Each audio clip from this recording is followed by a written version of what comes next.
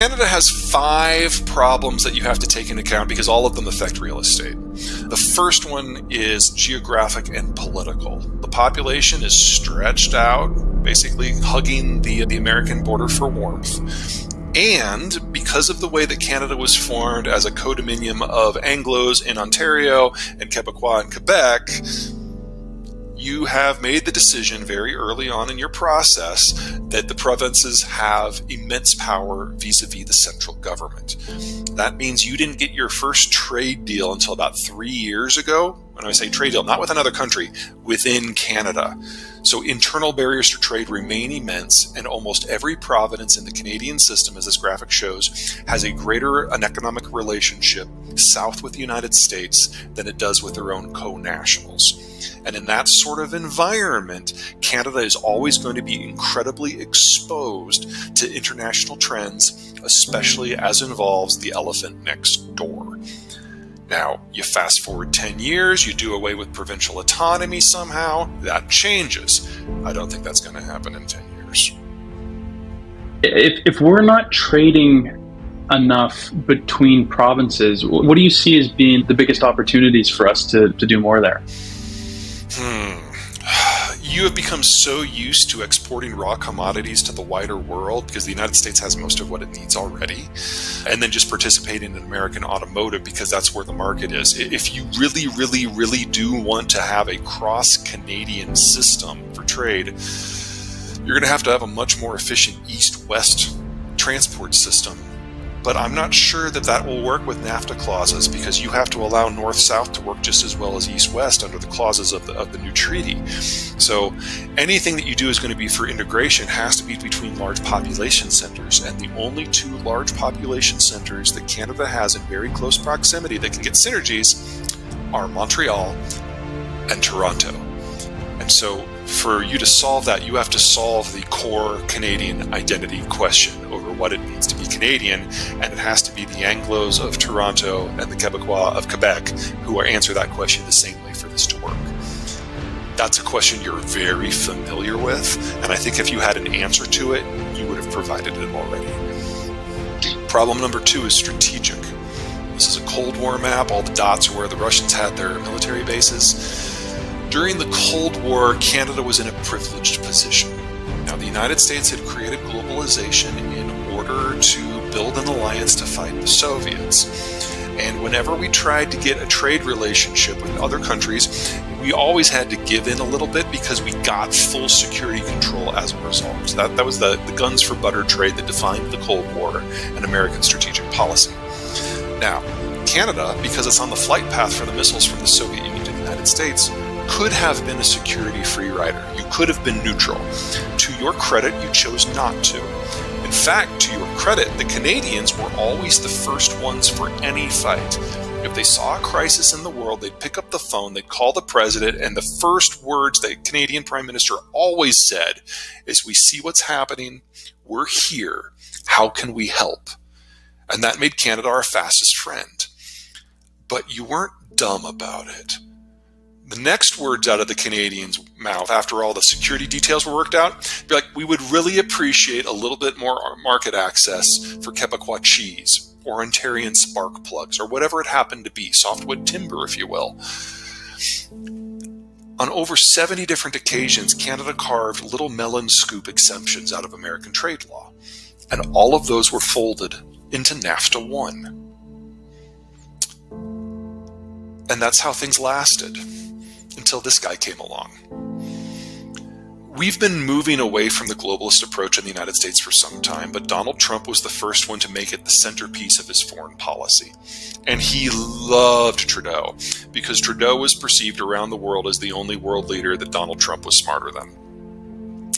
With that in his back pocket, Trump played hardball on trade negotiations, and all of those exemptions that Canada had spent 40 years building into American trade law were jettisoned in the NAFTA 2 discussions. The only reason that there's even an adjudication function in there isn't because of Canada, it's because Nancy Pelosi put it in at the last second within the US House. Now, as we all know, Justin Trudeau is not the brainchild that is running Canada. That would be Christina Freeland. And at the time that Trump became president, she was your trade negotiator and ultimately your foreign minister. And she attempted to play the old playbook in the NAFTA negotiations, the idea that Canada has a special place in American trade law and it's justified in getting its exemptions. And I'm not saying this to denigrate her. I think she's one of the smartest people on the planet right now. But her first week on the job was Trump's first week on the job. And she was handed a playbook that became obsolete the day she took her office. And so she was pushing for things into NAFTA 2 that the United States had no interest in, on labor, on environmental regulations. And at the end of the day, the Americans got sick of it and cut a bilateral deal with the Mexicans to cut Canada out of NAFTA completely. And this is the photo from the stage when she found out. The Mexican and the American negotiators didn't tell her ahead of time. And after this meeting, she was simply told, the United States is going to proceed with this in 8 days with the Mexicans. You have 8 days to accept the original terms. If you don't, fine, you're on your own. 7 days later, Justin Trudeau signed, and we got NAFTA 2. Problem number 3, geography. What you're looking at here is not a population density map. It is a spatial expansion map. So cities that are in green or blue are not very physically constrained. They can expand in almost all directions. That keeps development costs low. Cities that are in red and orange have difficulty. Maybe they have an ocean or a mountain or a national park or some sort of protected wetlands or something. They can't physically expand very easily. And so their internal land costs tend to be very high. That makes for expensive housing. We've got 3 trends that are going on in Anglo-America right now, same on both sides of the border. Number 1, because of COVID, not a lot of people want to be reliant on public transport. Cities with a circle can't function without city transport, so people are moving out. Number 2, the baby boomers on both sides of the border want to move somewhere warm. They don't want to shovel snow in February. They're moving south, or in the case of Canada, west.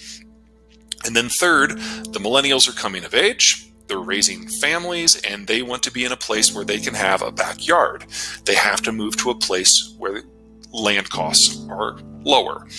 So we're seeing people moving out of the coastal cities, and that's on both sides of the border, into the interior, specifically in the American South, Southwest, and West.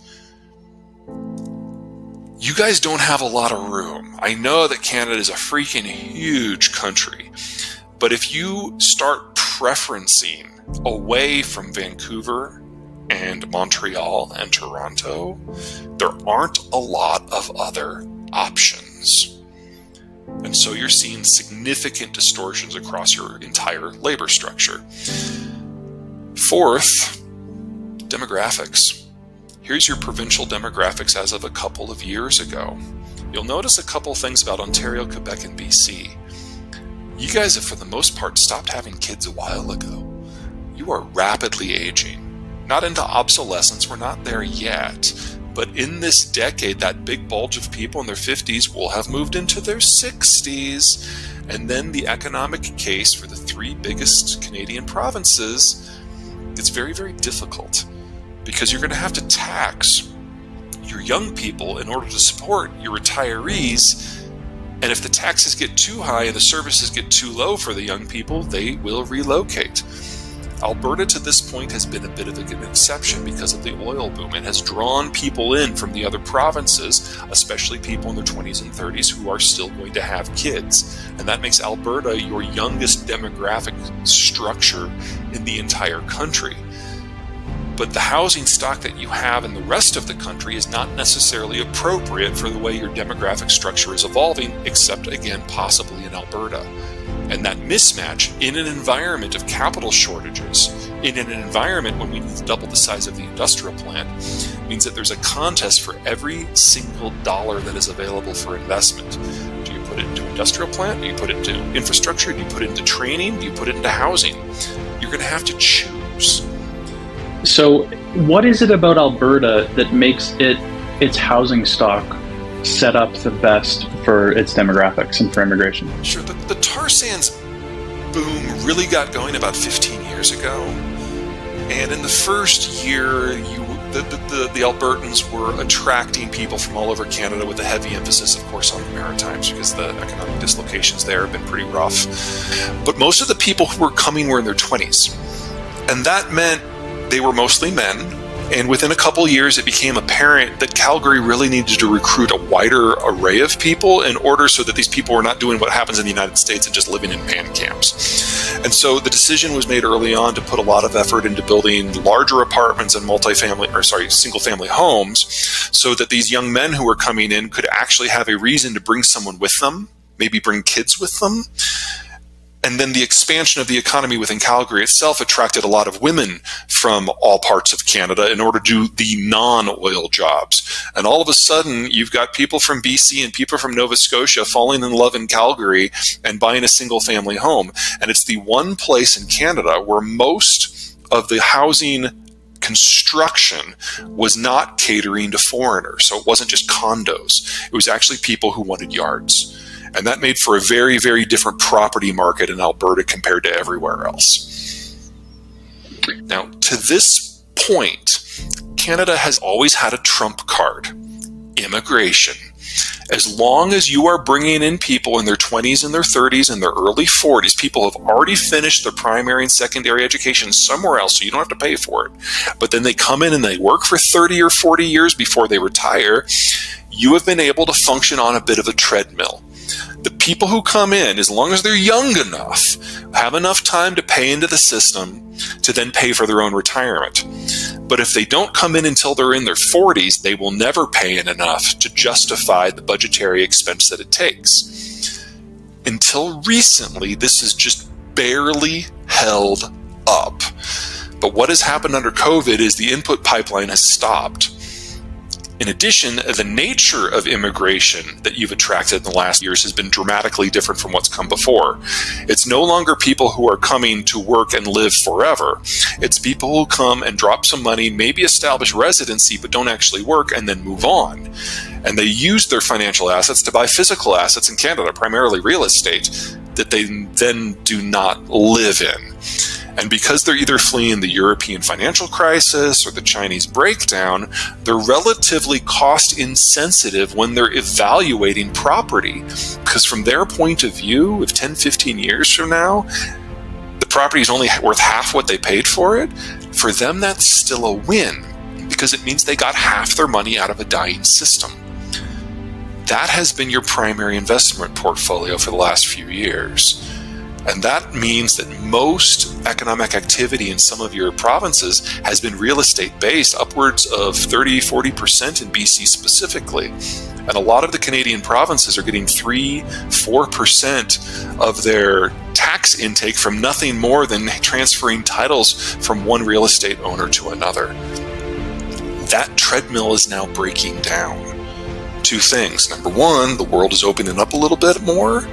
And so there's a different class of people that's looking to leave as these other systems really approach the brink.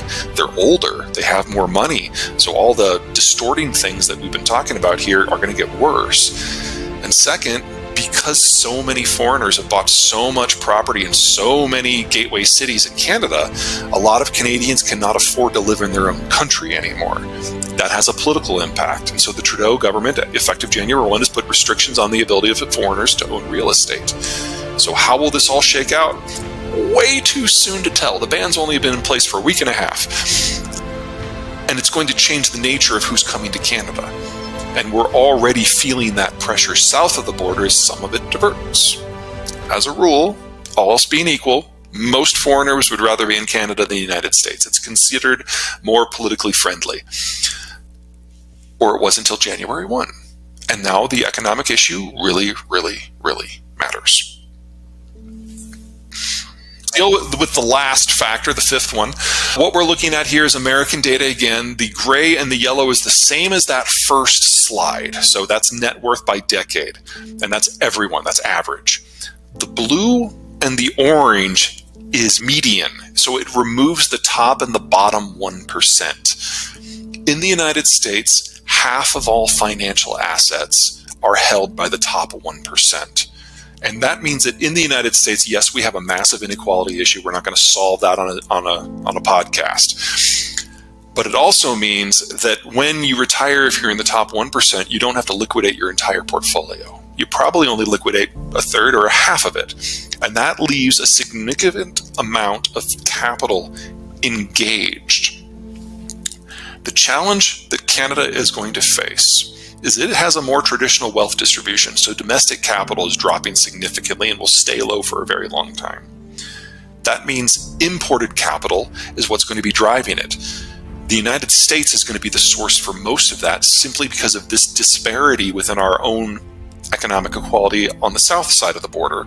And then third, you're going to have a lot of desperate, hungry, scared money from the wider world looking for a way to land in Canada in an environment of a real estate block. A lot of moving pieces that are going to require both the provinces and Ottawa to come up with different policies. What Trudeau has done on the first, it makes sense to me. Whether or not it's going to work, I do not know. But I know it's kind of only the opening gambit for the changes in policy that we should expect to see over the next several years. And if you play it wrong, the treadmill that keeps Canada functioning stops. And that, among other things, might mean that Canada is not able to participate in the reindustrialization of North America. Because if Canada can't draw those people in, it no longer has the workforce that is necessary to do the reindustrialization in the first place. So there's a lot of things that get tangled up here that Canada is going to have to assign values to and then muddle its way forward as we enter the most dynamic period in North American history since the War of 1812. So, I mean, capital is always scarce, but it's going to be a period of increased scarcity of capital. What's scarce? We've been at zero interest rates globally for a decade, and foreigners have been throwing money at Canada for that entire period. Real capital costs have been negative for years. We're now just returning to a more normal system, but then the baby boomers are gone. And then we go into a very tightly constrained system. So the capital flight coming to Canada, that is still going to be a very big piece of your solution. You just need to be able to divert it in a way that doesn't destroy the Canada that you know. If you can find a way to build financial products in Canada that allow all of this foreign flight to go into something other than real estate, that would be a win-win for everyone. Remember, the Federal Reserve is going to have to figure out a way to finance all of the green transition and all of the industrialization. If you can get foreigners to do that in Canada, go for it, especially if you can keep them out of real estate. So in a recent newsletter from mortgagelogic.news, Rob McClister wrote that no one alive has witnessed a rate move like we saw in 2022, at least on a percentage basis. The next closest move was in 1978, when rates in Canada doubled from 8 to about 16%. But there was also much less debt in the economy back then. So what's different this time? I'm going to toot my own horn for a little bit. I've always been a little bit of a Fed whisperer because the Fed, for the most part, ignores the financial world completely when it's making policy. It's more concerned with Main Street rather than Wall Street. I don't feel like I've got a good enough grip on the Bank of Canada to know exactly what they're going to do, but let me give you an idea of what I think the Fed is thinking. Interest rates and monetary policy, as a rule, are designed to regulate consumption. By raising and lowering the cost of credit, consumption rises and falls. That's always been the issue. Whether or not it's an appropriate tool for any given moment is irrelevant. That's the tool they have to use. And when the Federal Reserve looks at the demographic structure of the United States, it broadly likes what it sees because the millennials are a large generation that are now buying homes en masse and raising children en masse. And that means our system over the decades to come is very sustainable. And the tools that they have are still going to be appropriate because we're going to have a lot of young people. Young people have the demand. The demand is what they regulate. And so when the Federal Reserve looks at the situation around the world, they really don't like what they see. Most countries are more like Canada, where there just isn't a replacement generation without immigration, and most countries are not Canada and so cannot handle the immigration. Most countries are more like Germany or Italy or China, and we are looking at the end of what we consider normal economics, because there are no longer going to be enough young people in the world to carry things forward, whether it's childbirth, tax payments, or economic growth in general. So the Federal Reserve is not primarily looking at today's economic fundamentals in making these decisions with interest rates. I'm not suggesting they're ignoring them. Obviously, inflation is part of the conversation, but they are far more concerned about what happens after the next expansion. Because if you fast forward just 5 years, interest rates won't work in most places. They won't work in Germany or China or Japan or Korea or Taiwan or Thailand at all, because there's no more demand to regulate. And in Canada, it will only work if Trudeau gets his way and you're able to import 300,000 to 500,000 new Canadians every year for the next 5 years in order to generate the population that will then generate the demand. They're trying to prepare enough dry powder so that the next time they need to lower interest rates, they have enough dry powder to do it and make a difference, because they will be trying to shift the entire world off of the consumption of just one country. And so I don't think they're going to stop until they get to at least 6, because that's kind of the minimum that they've kind of penciled in as to what would allow them to get through the next crisis, not this one. There's a popular saying, I'm sure you've heard it before, don't fight the Fed. You know, what's the incentive of government going? That's fair. What's the incentive of the government going to be over the next decade and the decade after that? The biggest challenge the Fed is going to face is as the Chinese and the German systems fail, we need to double the size of industrial plant in the United States in an environment where baby boomer capital is going to be increasingly unavailable. So the credit costs that is necessary when Gen X is the one providing the credit are going to be huge. And so the Federal Reserve has to take steps within policy. I don't know if it's going to be interest rate policy, but within policy to loosen up credit to make that to be an easier process, because the alternative is inflation that's north of 10% for several years. I'm not sure there is a magical policy set that will let that happen, but maybe some version of quantitative easing might. I don't know. We're not just getting out of my skill set here. We're getting out of traditional monetary policy tools, because we are entering a fundamentally new era. So paying for that, financing that, at the same time we say we want to do the green transition, and all of that has to be front-loaded as well, because the 80% of the cost for wind and solar is installation. The fuel's free. Costs just as much over the lifetime as fossil fuels, but it's all front-loaded. That all has to be financed. And then, of course, paying for the baby boomers' retirement, because the baby boomers certainly didn't save enough to do it. So those are our 3 big expenses. The last one is lost money. The second one is a political question. The first one is what fuels the United States for the next 60 years. So all else being equal, I know where the Fed would prefer to put their effort, but the Fed's only one part of our economic management system. Congress gets a say in this, and Congress is the one who decides what happens to Social Security and our pension system and our healthcare system, and none of that is cheap. You know, even though you're talking about the Fed, I think a lot of the major Western countries' central banks all move together. So they're not. That's the thing. Not anymore. One of the things we've seen in this tightening cycle is, yes, other countries have tightened, but only by like an order of magnitude less. The Europeans have barely moved. The Japanese have only moved on paper. Just if you don't have a demographic structure where your interest rates shifts can actually affect consumption, then there's no point in changing them. So you're probably going to see a little bit of movement in places like Sweden that have a better demography than the rest, but there are only 2 other countries in the world that have a decent demography in the advanced world. That's New Zealand, where we're seeing interest rate moves, and France, which is part of the euro, so we're not. Okay. Well, so in summary, what should Canadian mortgage lenders, brokers, and developers be mindful of as they plan their businesses for the next 5 years? Well, let's start with the really trite thing. There is no Canada. There's a British Columbia, there's an Alberta, there's an Ontario, there's a Quebec, and they all have radically different property markets and radically different population structures, and that needs to be taken into account first and foremost in everything that you do. Second, to the degree that there is Canada, it's an immigration story, and that's a political question. You know you have to massively increase immigration in the aftermath of the COVID drop simply in order to hold still. If you want to participate in the North American industrial story, you need even more. And you've got to find a way to thread that needle between the newcomers who want property and the people who are already here who can no longer afford it.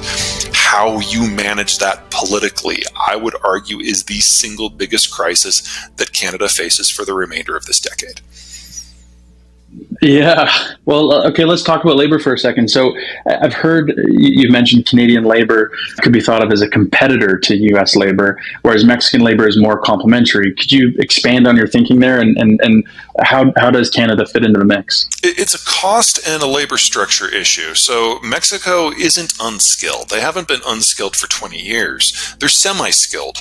They're good at moving around pieces of metal. They're good at anything that requires eyes and hands that can't necessarily be automated, but they're even good at some types of automation. Canada and the United States are both good at the high end. We both do design. We both do high-end assembly systems. We both do intellectual work. We both do high-end wiring. And so there's always this built-in tension between the United States and Canada.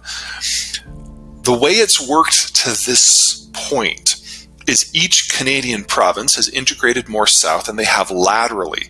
So for all intents and purposes in manufacturing, Ontario and Quebec and BC are American states in terms of manufacturing, and you're part of the milieu. But as Canada has aged demographically and the United States has not, or at least not as much, you're not going up the value-added scale anymore, but your labor is becoming more expensive. And perhaps some regulations are on top of that, complicating the issue. And that makes it very difficult for Canada to compete with the United States.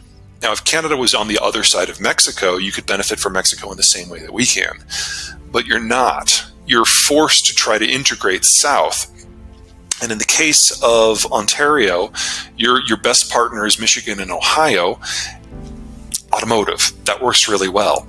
But in the case of Quebec, it's aerospace. And the United States has some very pathologically formed opinions on aerospace. And one of the things we're going to see in the next couple of years is Airbus is going to go away. They get their aluminum from Russia. They get their titanium from Russia. And they get their engines and their wings from Britain. And Britain is applying for a free trade agreement with the United States, and we've made it very clear that one of the conditions is you join the Boeing family instead of the Airbus family. And so all of a sudden, Bombardier has to make some very, very hard decisions about their future. A lot of this is wrapped up in what Donald Trump did in NAFTA too. It is forcing a series of uncomfortable decisions on Canadian business about how to operate in an environment where the global structures are no longer there, and it really needs to focus on the United States and Mexico. As almost any country in the world will tell you, the most uncomfortable place is to be number one or number two on the United States' worry list. Until now, Canada's been like number 20 or number 25. And that's allowed Canada to ignore and avoid a lot of the scrutiny that comes in from when the Americans feel paranoid about something. We're not in that world anymore. As American interests shrink back to North America, all of a sudden Canada is going to consistently make the top 5 list. That's not a great place to be. What are the opportunities that you see for Canada? And I guess more broadly, what does the future of the North American trade bloc look like to you? Well, let's start with the punchline. North America is going to be the fastest growing economic bloc of size in the world for at least the next 30 years. And Mexico specifically is going to be one of the top 2 growth stories for that same time frame.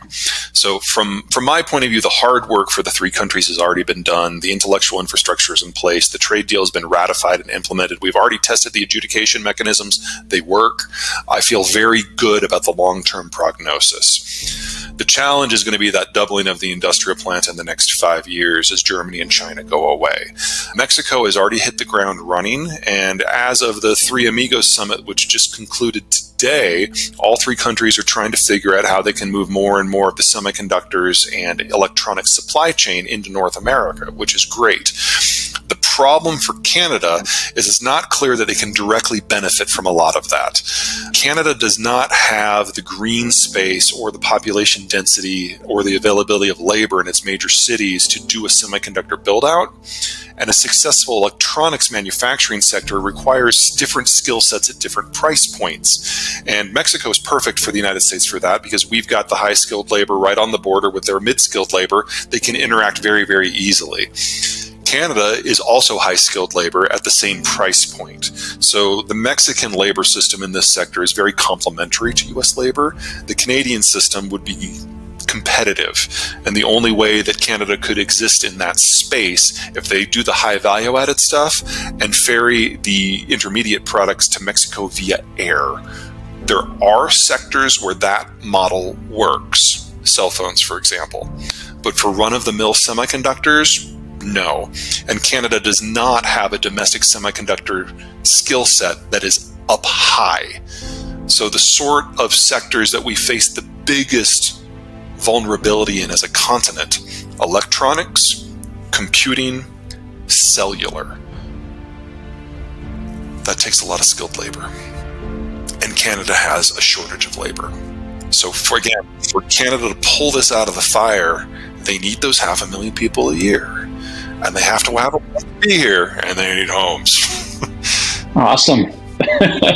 You already have a better social welfare system. You already have a better healthcare system. The United States does. Not that that's a high bar, but it does make it easier to integrate people from different backgrounds. You need to do more of that in more parts of the country as quickly as possible. And that means encouraging people to live somewhere other than just the gateway cities, so you can make this as broad-based and sustainable as you possibly can. And if you can pull that off, Canada will be an inseparable part of the North American experience, and it will enjoy years of the fastest economic growth in its entire history. And so will Mexico. And so will the United States. Ultimately, this is a really good story, but we're all going to have to do some uncomfortable things in order to get there. So what about the smaller cities, and should we be trying to attract people to our smaller towns? You need them everywhere. And I understand the difficulty of attracting people to something that's not a gateway city. But when I look at the economic potential of Canada, the manufacturing possibilities for Quebec and Ontario, we've already kind of dealt with. I think there's a very strong case there, but of course people are going to be moving to the city. But Canada is renowned for exporting unprocessed commodities, whether it's mining or agriculture.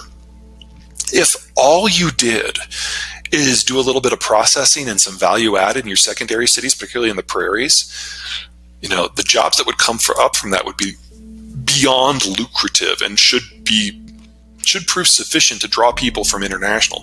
If you're looking for an example in the States, look at the state of Iowa. It's not the most exciting place to live, but it's really the only American state that has kind of invested in going up the value-added chain, not just from plant agriculture to animal agriculture, but the processing in order to do the soy crushing and make the oils and make the flour, whatever it happens to be, to send out a value-added product instead of just the raw commodity. Okay, last question for you. Some of tech's biggest promises are pretty bold. For instance, robotics could possibly change the way geography matters with respect to manufacturing and labor, and artificial intelligence in particular. I mean, I don't know about you, but my Christmas break was dominated by everybody playing with Chat GPT. I don't know. Have you had a chance to play with Chat GPT? I have, yes. I mean, it's quite fascinating. What do you make of it all? Where do you see artificial intelligence, robotics, perhaps 3D printing? How do you see that all impacting your thesis and this coming decades? I expect the rate of technological progress to slow considerably for the next 20 years. In order to do tech of any type, you need a lot of people in their 20s and their 30s who are highly interconnected in order to synergize, and you need a lot of capital to pay for the workers, to build out the systems in their prototype form, and then to apply it in mass, and everyone forgets this step, to keep updating the systems that are already in place as the technology improves. That takes more than everything else put together. We're not in that world anymore.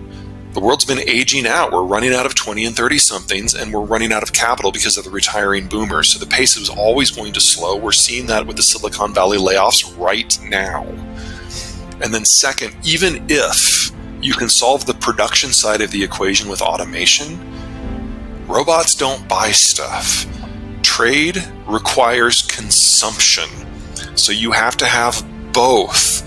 And automation can only help with the first piece of that. So in places where the capital structure is good, and you still have a large number of young people, and you have a lot of consumption, their tech is going to continue. It's going to be part of the solution. It's going to continue to move forward, if at a slower pace.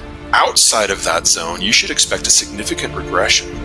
So that suggests, again,